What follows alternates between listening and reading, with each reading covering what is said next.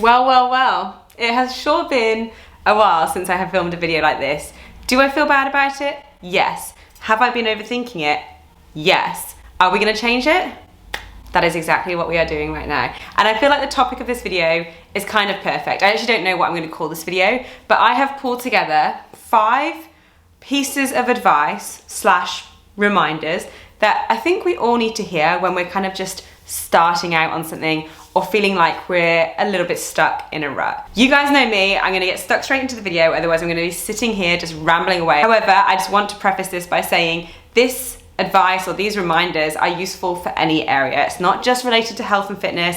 If you want to lose weight, if you want to start getting stronger, if you wanted to learn new skills, but you can use these in terms of making new friends, changing your lifestyle, starting a new business, when you just generally feel like you're in a bit of a rut. And the first one, and this is something that I talk about relentlessly with clients, with friends, with myself, and that is consistency is greater than intensity. It can be so easy to want to just go in all guns blazing, to go really hard, to take on everything that you can, and you often feel in these like peaks of motivation that you are able to take those things on. But as we all know, we want sustainability. We want long term, and that is not a sustainable mindset. It's not a sustainable way of creating new habits, and ultimately it's just going to lead to this constant cycle of achieving and then feeling like it's too much, being overwhelmed, and then coming back down and then looping back around, or what I suppose a lot of people consider as like yo-yoing. That is why consistency is like a chef's kiss. It's your best friend, and consistency doesn't look necessarily like doing something 100% every single day. That's inherently why it's so beautiful. Consistency can look like doing something on a regular basis to a 60 or 70% capacity. It could look like doing something at a 50% capacity on a day-to-day basis. Ultimately, what it means is that you're doing something in a sustainable way and that you can do it for a long time. Even if we look at the relationships we have in our lives, showing up to a friendship or a relationship consistently is far more important than being there and then just being completely absent. Working towards having a consistent mindset and a consistent mood is always going to be more beneficial than having these massive fluctuations in your mood, your motivation, and your mindset. Number 2 is time frame. Good things take time. And it's so interesting to me when I talk to people about their mindset around time frames and their expectations on how long things are going to realistically take, because I think a lot of us inherently know that things are going to take a long time, but we secretly hope or think or believe that maybe they're not going to take very long at all. And ultimately, it's going to be better to have a realistic expectation on terms of how long things are going to take, so you don't feel disappointed, and instead you can work on enjoying the process or being process driven rather than outcome driven. Of course, it's nice to have a goal and to be working towards that, but ultimately if you can enjoy the process, that's going to make it so much easier, because as I've said many times before, and I've experienced it myself too many times, that once you achieve that goal, the goalpost is simply just going to move a little bit further away. So you may as well just enjoy the day-to-day monotony, as boring as that sounds. Timeframes kind of just pale into insignificance when you're being process-driven and you're enjoying what you do. But we all know that time goes like that. Blink and you miss it. Time absolutely flies. So in terms of setting timeframes, make sure that you're thinking about things realistically,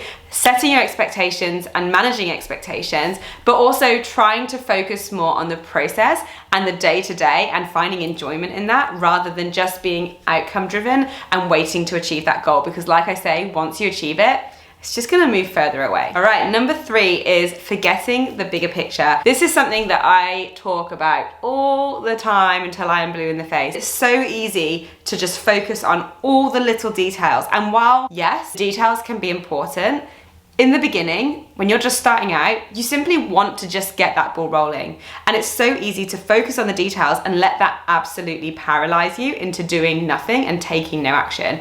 I have felt like this for the last 3 or 4 weeks with work. I've got so many ideas, so many things I want to do with my business, so many passions, and I want to sit there and work out every single detail. But what it's doing is it's leaving me completely frozen, to the point this morning where I was crying my eyes out in just sheer frustration at myself for not taking a step forward. So this is me taking that initial step. Being able just to take a step back and look at the bigger picture, look at it on a macro scale, is sometimes so much more beneficial because it just takes a lot more pressure off and it takes a lot more thought out of the process. Once you do that, you start to notice that the ball starts rolling and you learn so much on the journey. But unless you take that initial first step, you may always just be stuck in this very first initial phase where you're too scared to just take that leap. So try to avoid the temptation to focus on every single teeny tiny little detail and instead take a step back, take a big breath in, focus on the big picture, look at the long-term view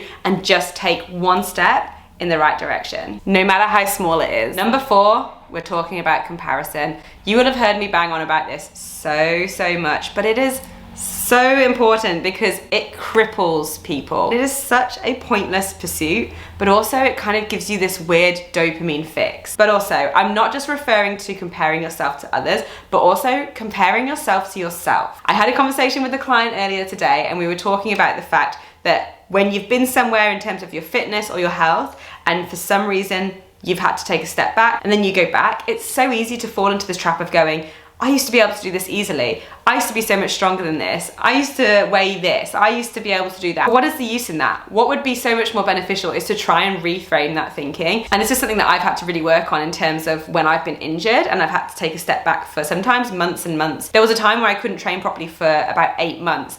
And it really challenged me when I came back because I felt like my strength had gone to 0. And also, I'll let you in on a little secret. I can barely do a pull-up at the moment. Just a combination of factors. I'm back now, grinding it out from the very beginning. But this is how I reframe the thinking.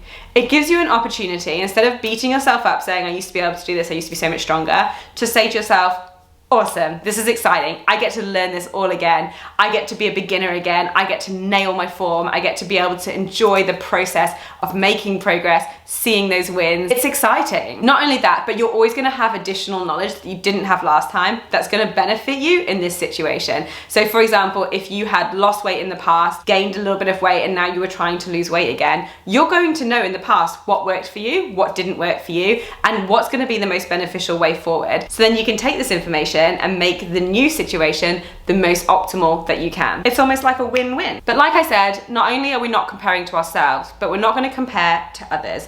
It can be so easy, especially at this time of year when there's just so much stuff coming out, so much content, so much stuff like thrust in your face, to compare yourselves to other people, other people's journeys, other people's efforts, etc., etc. And I had a very in-depth and great conversation with a client about this not so long ago because she was comparing her own journey to other people's in terms of how many times that she was able to work out, her motivation to work out, what she actually could achieve. And we discussed the fact that not only was it pointless doing those things, but also it wasn't fair on her. Because one point that we came up with was the fact that effort is not comparable.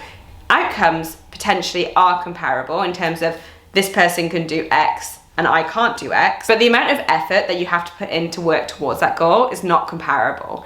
And therefore, again, it just highlights that it is a pointless task.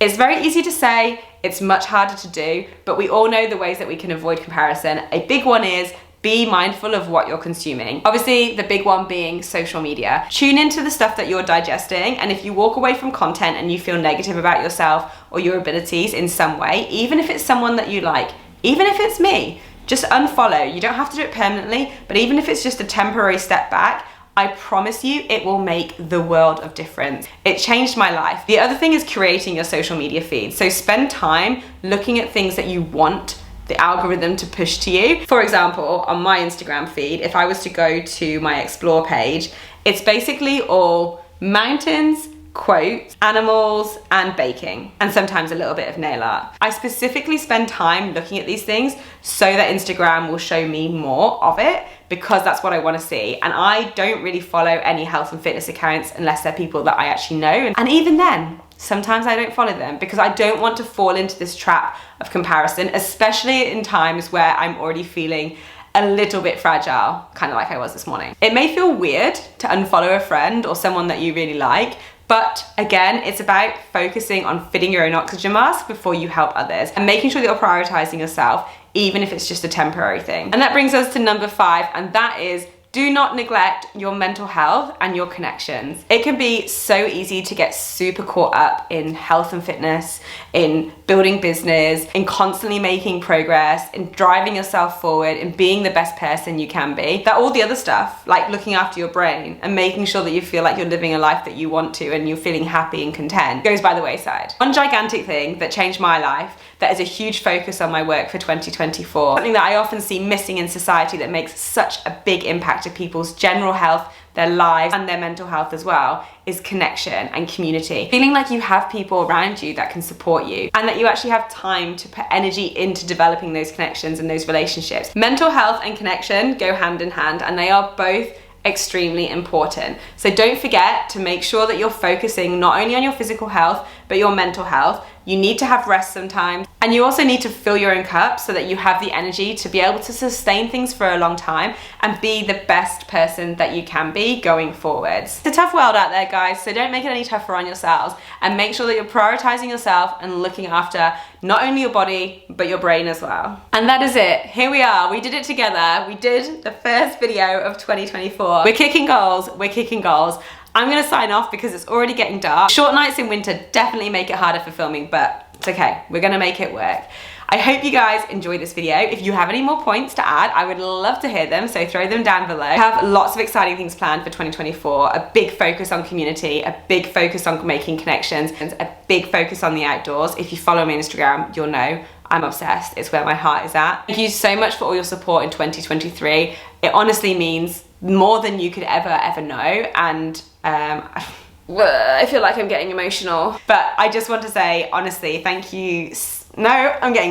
Thank you so much for everything you guys have done. You've made me push myself to become a better person, and I don't think I can ever express how much that's meant to me. And you've always just been so kind to me, and I appreciate that more than you know. So thank you very much. I'm gonna go sort my life out before I become an absolute mess, and I will see you guys in the next video. Have the most beautiful day.